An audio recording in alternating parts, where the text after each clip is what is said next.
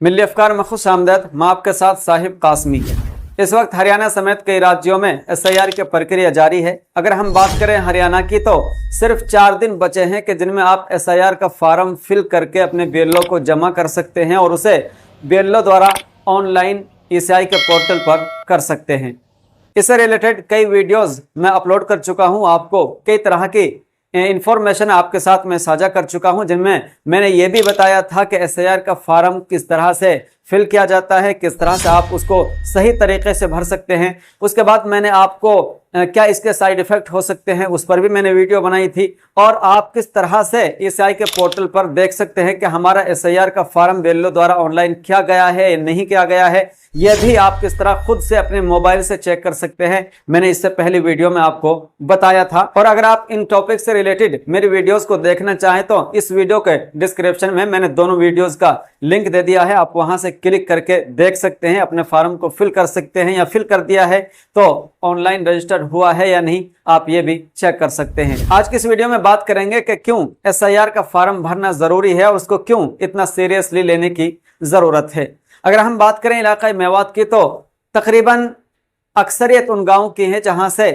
100% SIR का form अभी तक भी फिल नहीं किया गया है। अब चाहे इसको लोगों की अनपढ़ता की वजह से एक लापरवाही लगा लीजिए या फिर SIR के फॉर्म को सीरियसली ना लेना लगा लीजिए, चाहे रीजन जो भी हो, बहरहाल इतना जरूर है कि अगर आप SIR का फॉर्म फिल नहीं करते हैं तो आपकी जो शहरियत है, आपकी जो नागरिकता है, वो मुस्तकबिल में खतरे से दोचार होगी, आपको परेशानियों का सामना करना पड़ेगा। और इससे पहले भी मैंने आपको एक अपडेट दी थी, आसाम में एक व्यक्ति 15 दस्तावेजात दिखाने के बावजूद भी कोर्ट में अपनी शहरियत को साबित नहीं कर सका। वो वही शख्स था जिसका SIR के जरिए से वोटर लिस्ट से नाम हटा दिया गया था, लेकिन जब उन्होंने खुद को हिंदुस्तानी शहरी साबित करना चाहा, अपनी नागरिकता साबित करनी चाहिए, तो 15 डॉक्यूमेंट्स जिनमें passport, Aadhaar card, PAN card, voter ID और स्कूल सर्टिफिकेट, बर्थ सर्टिफिकेट, इस तरह के और भी अन्य दस्तावेजात थे, यहां तक कि जमीनी कागजात भी उनके पास मौजूद थे। लेकिन कोर्ट ने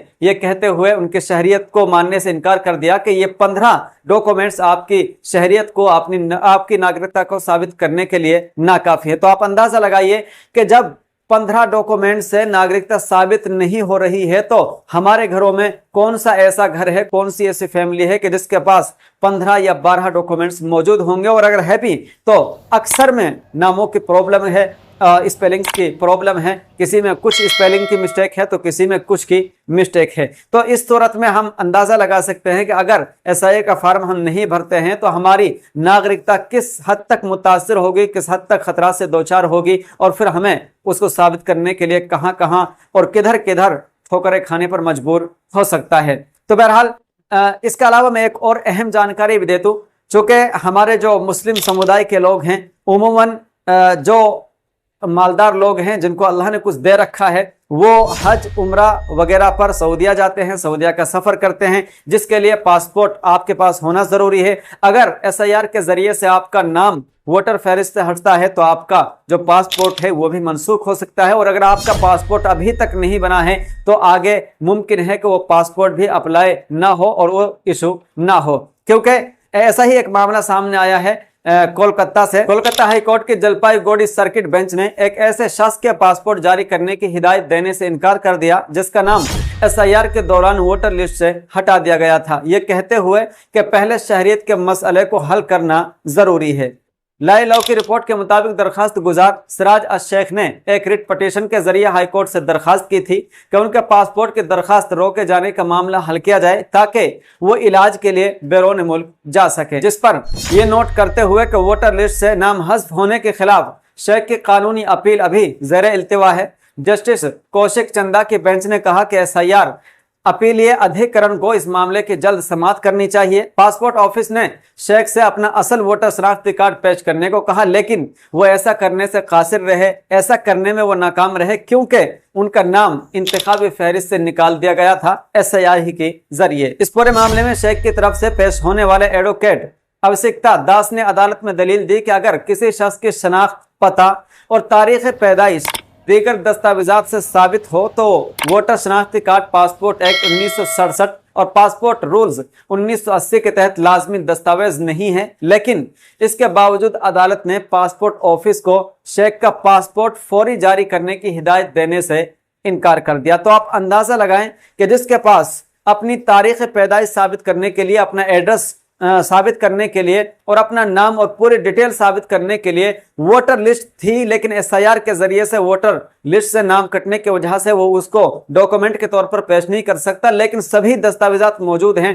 पैन कार्ड है, आधार कार्ड है और ड्राइविंग लाइसेंस है, या इसके अलावा जो भी पासपोर्ट के अंदर दस्तावेजात देने होते हैं वो सभी दस्तावेजात उसके पास मौजूद हैं। लेकिन उसके बावजूद भी ना तो पासपोर्ट ऑफिस ने उसका जो पासपोर्ट था वो रिलीज किया है और ना ही हाई कोर्ट ने ये हिदायत दी है कि वो उसके पासपोर्ट को जारी कर दे, बल्कि ये हिदायत देने से साफ इनकार कर दिया कि पहले आप अपनी शहरियत के मसले को सुलझा लीजिए, अपना शहरियत का जो मसला है उसे हल कर लीजिए। तो आप अंदाजा लगा सकते हैं इन दोनों मामलों से, एक तो ये है कि पासपोर्ट को जारी नहीं किया जा रहा है सिर्फ इस वजह से कि एसआईआर के द्वारा नाम हटा दिया गया था, और दूसरा, इससे पहले वीडियो में मैंने आसाम को बताया था कि 15 डॉक्यूमेंट्स के बावजूद भी, 15 डॉक्यूमेंट्स अदालत में पेश करने के बावजूद भी अपनी शहरियत को साबित नहीं कर सका। तो आप फिर ऐसे में अंदाजा लगा सकते हैं कि अगर पहले ड्राफ्ट से हमारा नाम कटता है तो फिर कहीं ना कहीं हमारी शहरियत,